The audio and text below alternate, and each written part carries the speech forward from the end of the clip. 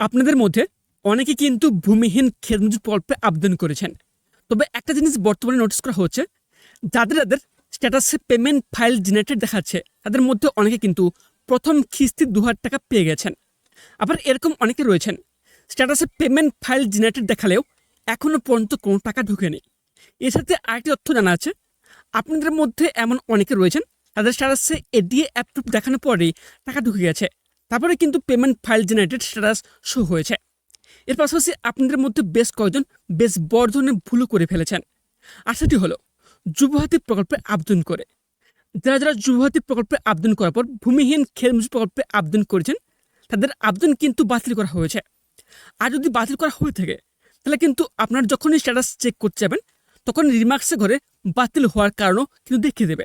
যেমনটা আপনারা এই মুহূর্তে স্ক্রিনে দেখতে পাচ্ছেন।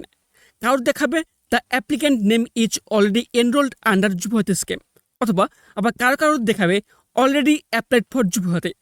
যদি আপনার স্ট্যাটাসে এরকম দেখায়, তাহলে আপনি স্পষ্ট কারণটি আপনারা নিজেরাই জানতে পারবেন কী কারণে বাতিল করা হয়েছে। এছাড়াও আপনাদের আরেকটি তথ্য দিয়ে রাখি, বর্তমানে অনেকে কিন্তু এরকম একটি পরিস্থিতির সম্মুখীন হচ্ছেন।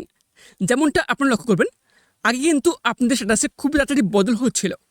কারো যদি স্ট্যাটাসে নো রেকর্ড ফাউন্ড দেখাতো, তাহলে সেখান থেকে কুইক রেজিস্ট্রেশন, ফুল রেজিস্ট্রেশন কিংবা এডিএ অ্যাপ্রুভ হতে বেশ দিন সময় লাগতো না। 2 থেকে 3 দিন অন্তর খুবই তাড়াতাড়ি স্ট্যাটাস চেঞ্জ হতো। কিন্তু বর্তমানে সেই স্ট্যাটাস পরিবর্তন গতিটি আগের তুলনায় অনেক কমে গিয়েছে। কেননা এখন অনেক ক্ষেত্রে দেখবেন কুইক রেজিস্ট্রেশন হয়ে আছে 10 থেকে 15 দিন ধরে, কোনো মতেই ফুল রেজিস্ট্রেশন দেখাচ্ছে না। আবার কারোর ফুল রেজিস্ট্রেশন কিংবা এডিএ অ্যাপ্রুভ দেখাচ্ছে 10 থেকে 15 দিন ধরে, তবুও পরবর্তী কোনো স্ট্যাটাস শো করছে না। তবে এই সমস্যা ছাড়াও আরেকটি সমস্যার সম্মুখীন হচ্ছে অনেকে, সেটি হলো নো রেকর্ড ফাউন্ড।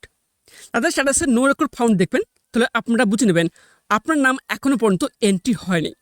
আপনাদের এটুকু বলবো, যাদের স্ট্যাটাসে নো রেকর্ড ফাউন্ড বা কুইক রেজিস্ট্রেশন, ফুল রেজিস্ট্রেশন কিংবা এডিএ অ্যাপ্রুভড অথবা পেমেন্ট ফাইল জেনারেটেড দেখায়, তাহলে বলবো এতে চিন্তার কোনো কারণ নেই।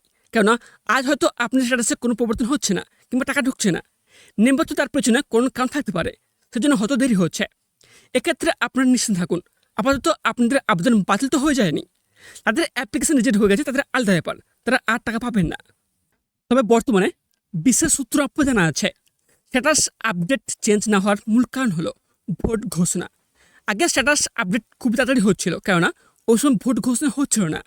যেই ভোট ঘোষণা হয়ে গেছে, স্ট্যাটাস আপডেট আর হচ্ছে না।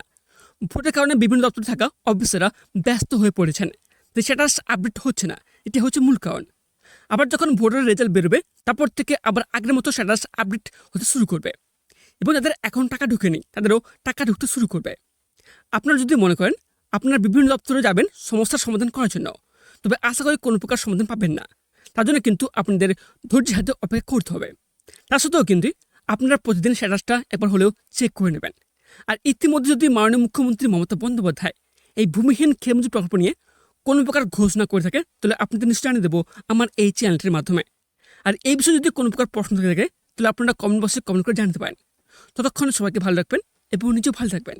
এবং তার সাথে আপনারা যদি আমার এই চ্যানেলটিতে প্রথমবার হয়ে থাকেন, তো চ্যানেলটিকে সাবস্ক্রাইব করে পাশ থাকা বেল আইকনটি অন করে রাখবেন। ধন্যবাদ।